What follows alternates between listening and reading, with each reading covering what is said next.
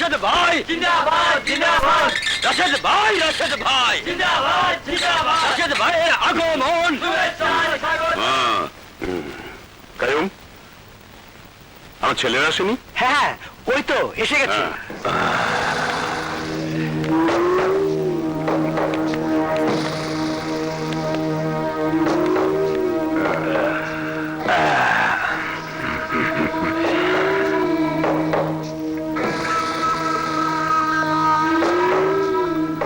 খুন কইরা সাজা খেতে পারিছে, তাও গলায় মালা দেয়।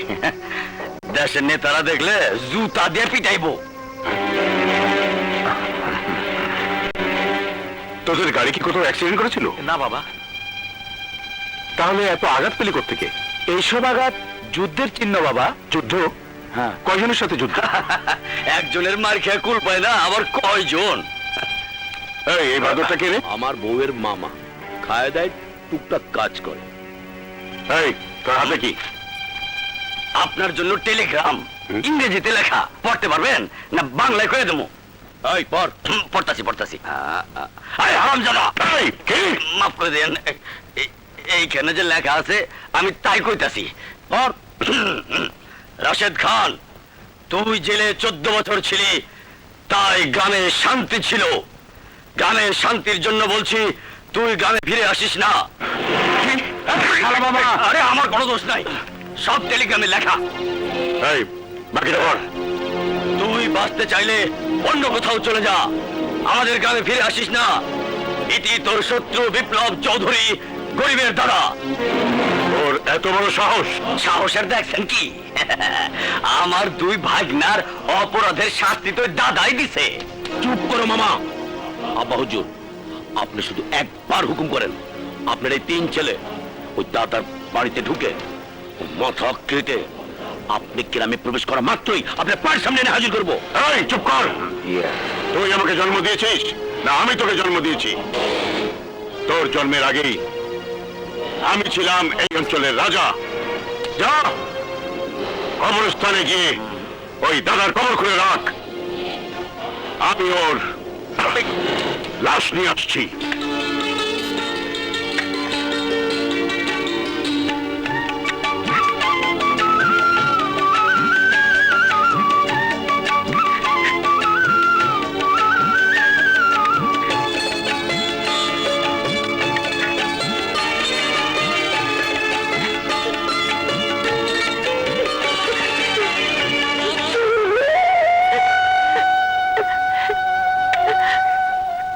কে তাজুল, কাঁদছিস কেন?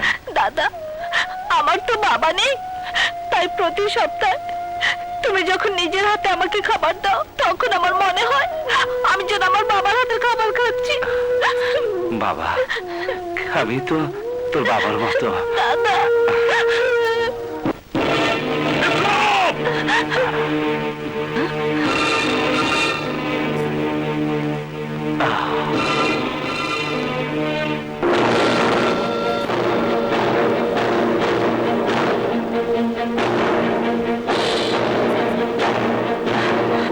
রাশেদ খান, কি চাও তুমি এখানে?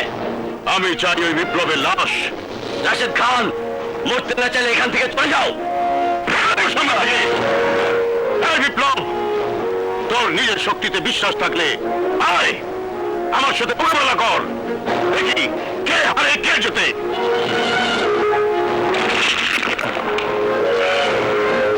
বিপ্লব, এতিম বাচ্চাদের কথা ভেবে নিজের দায়িত্ব থেকে দূরে সরে যাসনি। যখন প্রয়োজন তখন যোদ্ধাদের যুদ্ধ করতেই হয়। যা, শেষ করে দে তোর শত্রুদের।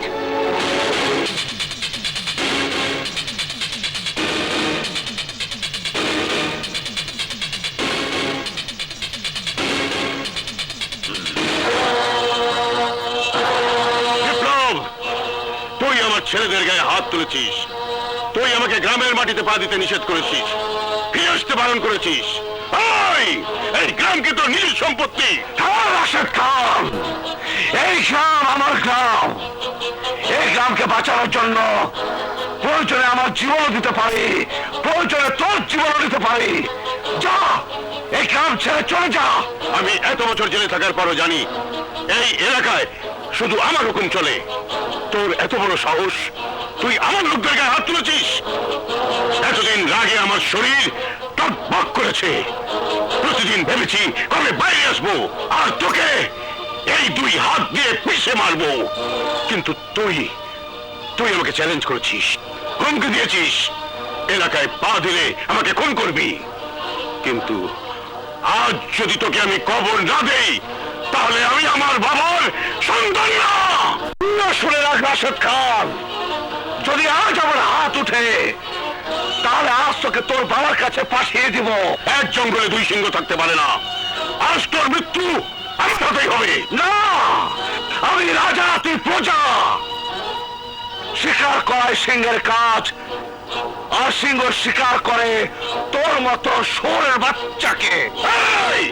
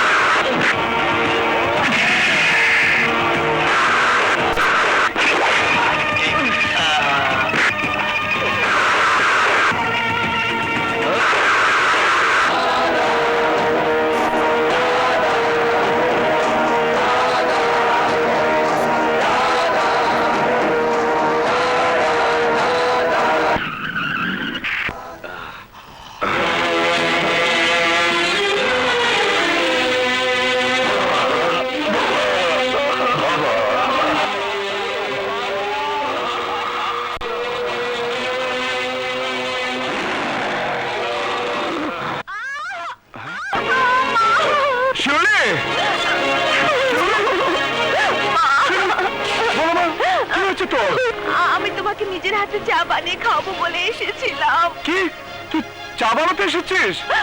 দেখি দেখি, পা দেখি। না ভাইয়া, আমার তেমন কিছু হয়নি। কিছু হয়নি মানে? পা তো তোর পড়ে গেছে। ভাইয়া, আমার পায়ে সামান্য চায়ের গরম পানি পড়েছে বলে তুমি কাঁদছো ভাইয়া? কাঁদবো না মানে?